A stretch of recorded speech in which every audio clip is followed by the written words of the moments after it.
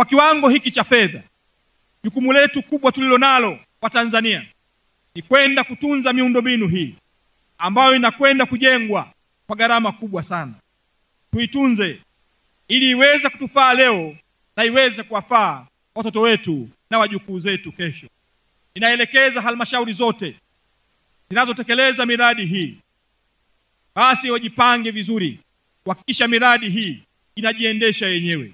Masoko na stendi zihakikishe miradi hiyo inajiendesha na kuzalisha mapato kwenye halmashauri husika. Niwaombe viongozi wa mikoa yote, wakuu wa mikoa, wakuu wa wilaya, wakurugenzi kwenye halmashauri zote, fanyeni maamuzi kwa ajili ya Watanzania. Tangulizeni taifa letu mbele, wekeni uzalendo mbele na chukueni hatua pale ambapo panastahili kuchukua hatua kwa ajili ya Watanzania. Msirudi nyuma wala msimuogopi yoyote. Fanyeni kazi kwa namna ile ile ambayo rais wetu Dr. Samia Suluhu Hassan amewakabidhi na kukasimu mamlaka yake katika mikoa yenu, mamlaka yake katika wilaya zenu. Hayo ndio matarajio yake, kuona mkifanya kazi kwa bidii na kuwasaidia Watanzania katika maeneo yenu.